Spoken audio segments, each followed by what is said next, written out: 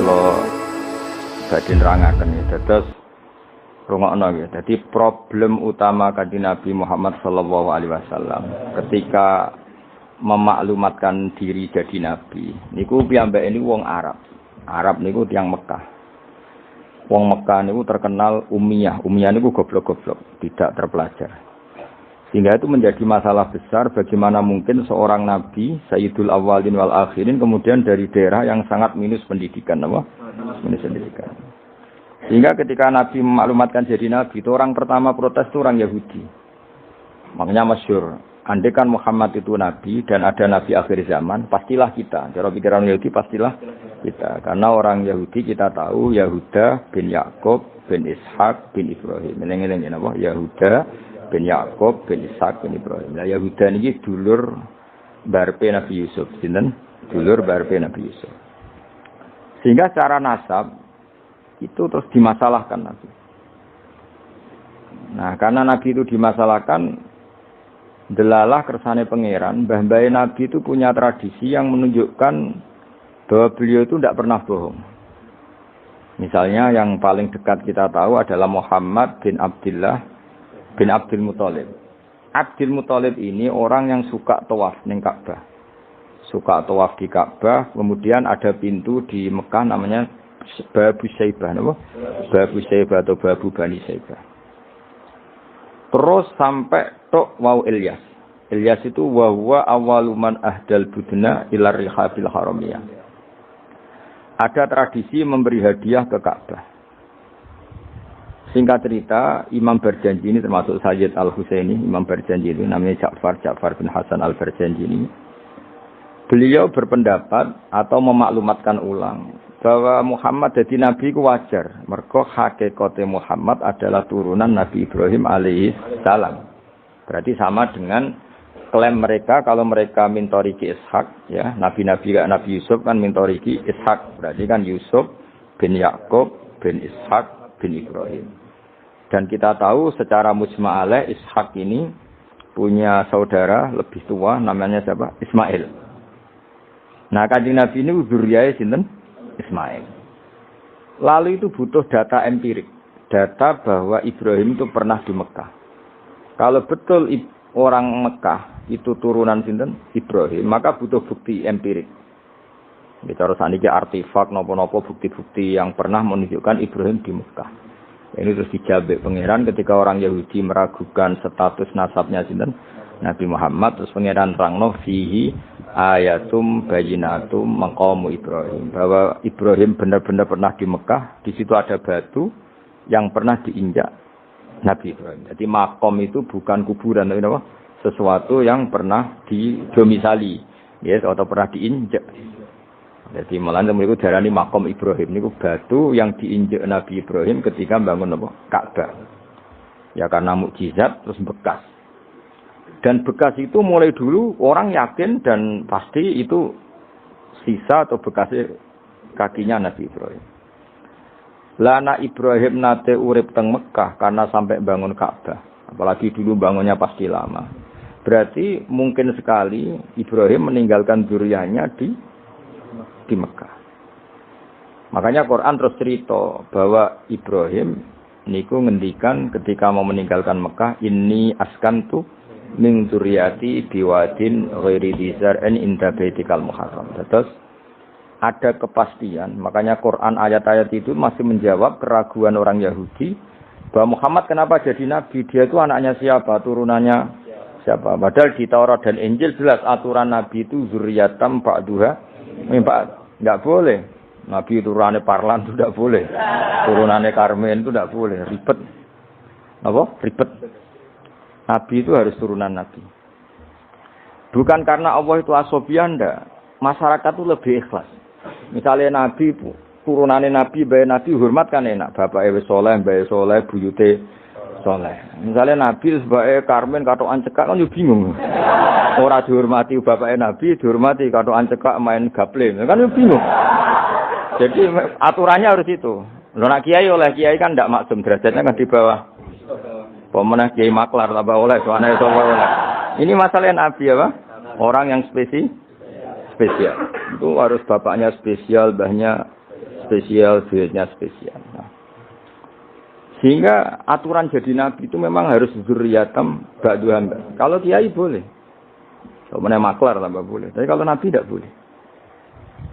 Nah, aturan-aturan itu ada di Taurat dan Injil. Makanya yang pertama di soal orang Yahudi, kalau Muhammad nabi itu bapaknya siapa, mbahnya siapa. Dan Sayyid Barjanji ini yang ngarang Barjanji itu kitab yang sangat ilmiah. Makanya kata Mbah Mun, meskipun ada simtuduror, orang itu nggak boleh meninggalkan Barjanji. Karena kitab madaih yang mamlu'ah bil ilmi itu Barjanji. Tapi yang isek itu simtuduror. Ya. Tapi yang tua itu Barjanji. Makanya alhamdulillah kita mbuh piro kadar itu dibaca semua. Meskipun nggak paham semua, soalnya diwaca kabeh. Karena kita yang bisa menjawab tuduhan orang Yahudi Nabi anak Esopo itu kita Barjanji. Barjanji tahu betul kalau masalah utama Nabi adalah anaknya siapa, mbahnya siapa. Makanya beliau ngendikan wa ba'du fa'aqulu wa Muhammad bin Abdillah. Logikanya gampang. Kalau orang modern saja tahu bapaknya siapa, mbahnya siapa, buyutnya siapa, itu artinya nggak ada yang fiktif. Ukuran sejarah fiktif ndak itu ditandai dengan satu kuburan, dua artefak. Itu nggak mungkin nama-nama itu fiktif. Buktinya apa? Di Ka'bah mulai dulu zaman Quraisy ada Babu Bani Saibah. Babu Bani. Dan Abdul Muthalib namanya itu Saibah. Karena mulai kecil beruban. Jadi kata Saibah mulai kecil apa? Beruban. Karena perilakunya terpuji terus orang Mekah darani Saibatul Hamdi. Apa? Saibatul Hamdi. Nah karena dia pernah melayani saudaranya Hashim namanya Muthalib. Ya kita tahu Muhammad bin Abdillah bin Abdul Muthalib bin Hashim. Nah, Hashim ini punya saudara namanya Muthalib, no? Nah, Abdul Muthalib kecil itu pernah derek Muthalib pamannya, ya. Abdul Muthalib kecil, berarti Saibah ini, apa? Pernah derek pamannya yang bernama Muthalib. Nah, Muthalib wonge gaya, pas ditakoki wong, "Iwa pam, budakku." Nah, sehingga Saibah itu terus disuruh Abdul Muthalib. Ya rodok sial lah sini. Jadi pamannya itu gaya, kan ganteng. Saibah ini ganteng. Kalau jalan-jalan sama pamannya, jenenge sinten? Muthalib. Niku diaku budake. Iki sapa? Abdi iku budakku. Terus akhirnya jenenge Abdul Muthalib. Dadi wong Arab. Paham ya?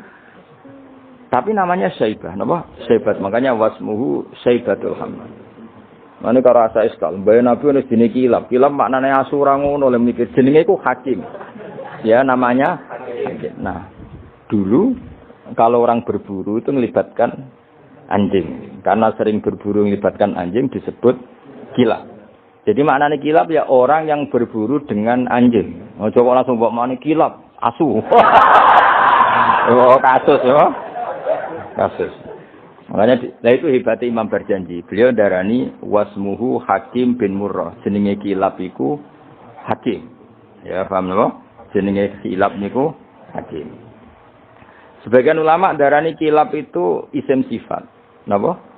Jadi kalabayak libu kalban itu anjing sendiri dinamai kalbun itu sebenarnya sudah isim sifat. Bukan alam murtajal ya, tapi alam mangkul ya. Alam apa mangkul? Kalau dalam ilmu nahwu itu alam mangkul. Jadi begini ya, tak terang nahwu ya.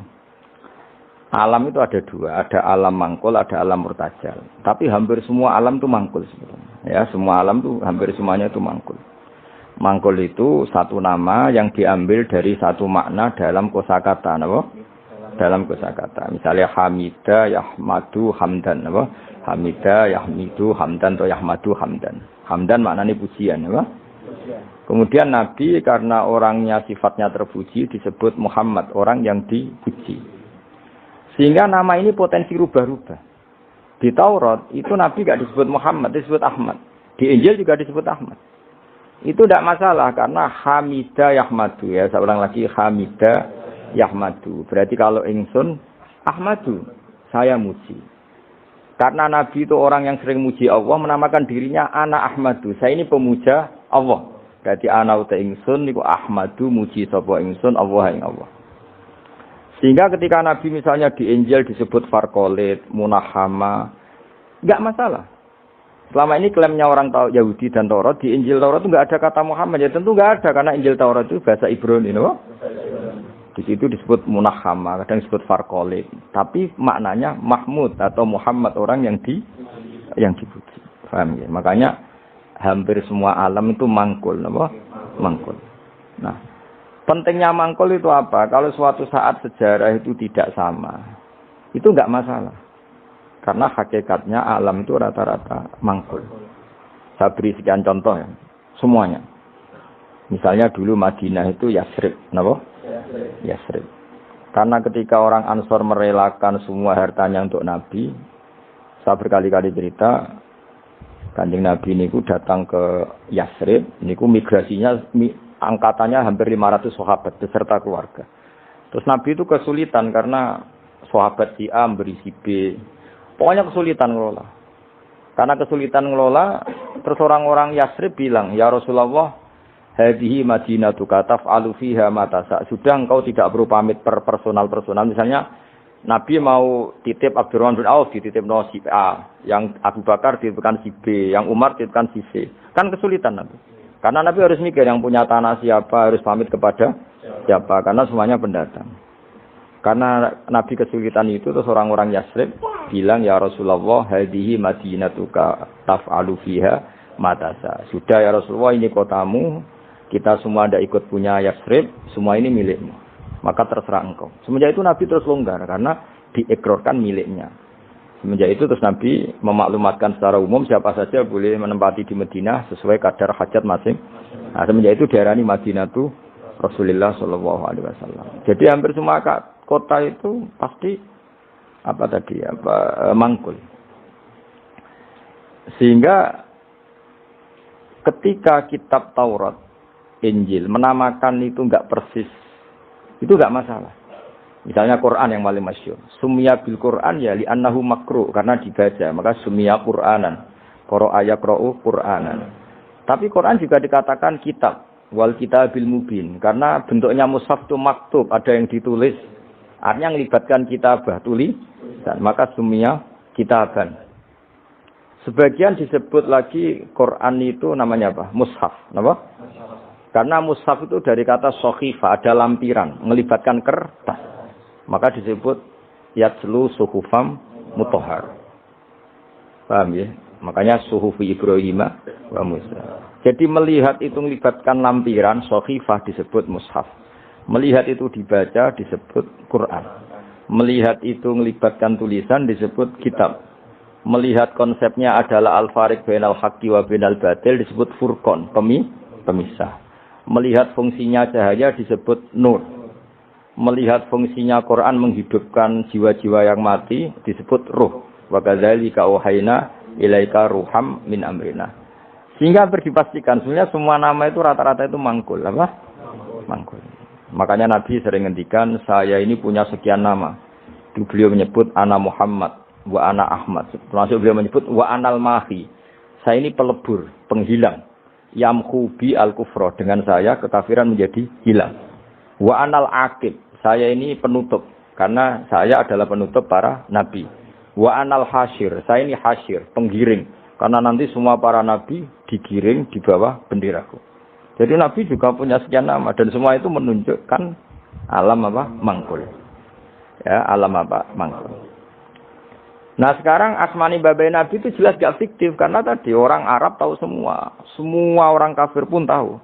Kalau di Mekah ada Babu Bani Syaibah, pasti ada orang bernama Syaibah karena ada Bani Syaibah, turunannya Syaibah. Dan itu siapa? Abdul Muttalib. Dan itu siapa? Abdullah. Itu siapa? Muhammad. Dan itu butuh bukti artefak. Makanya terus Allah menjawab fihi ayatum bayyinatum maqamu Ibrahim.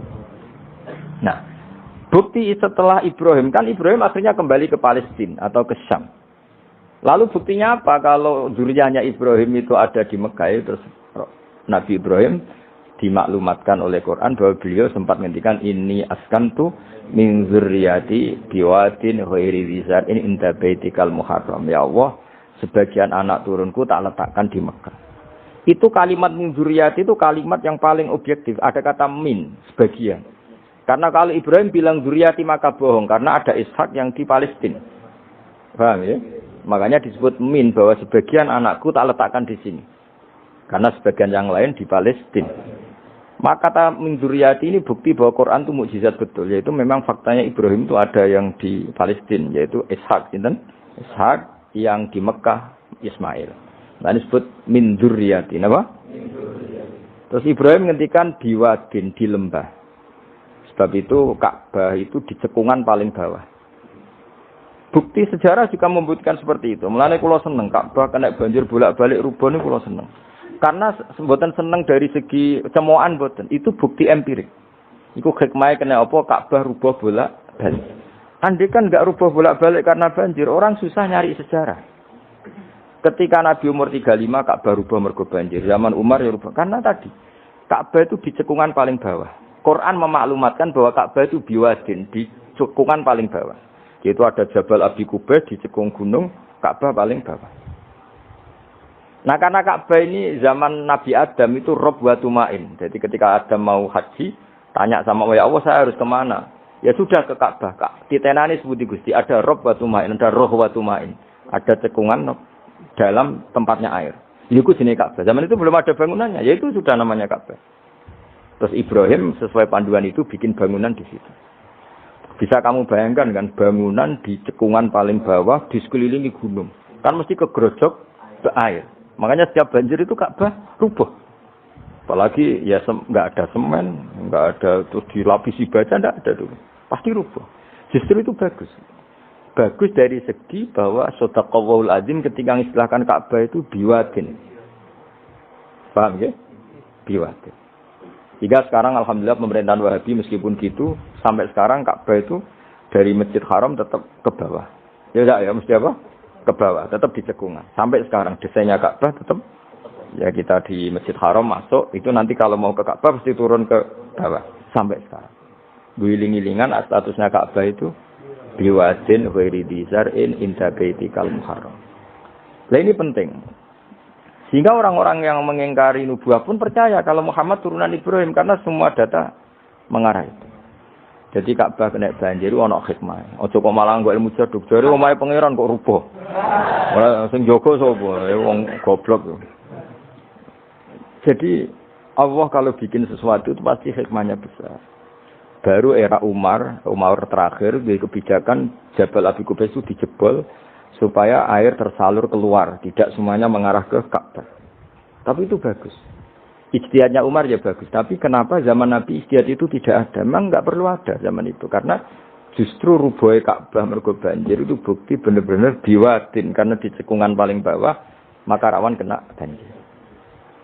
Logika rasionalnya kenapa di situ ada Zam-Zam? Ya karena logikanya gampang. Secara umum, meskipun Allah itu kuasa bikin mukjizat, tapi tetap ada nilai rasionalitasnya. Apa nilai? Karena Ka'bah itu di cekungan terbawah, maka mata air ya di situ. Bang, ya? Makanya Zam-Zam ya dekat Ka'bah. Meskipun Allah bisa bikin air di puncak gunung, tapi itu kan betul lucu, maksudnya normali sumberan ning cekungan. Kan ora lucu. Banyu kok milih munggah kan ora lucu. Darani sulapan malah ribet kan. Jadi Allah itu meskipun kuasa melakukan apa saja tetap ibadah ajro ala matrodil adat atau ala mutarodil adat. Sesuatu dibikin itu sesuai adat. Nah termasuk adat orang soleh itu turunannya orang soleh, turunan saleh. Makanya zuriyatam ba'duha.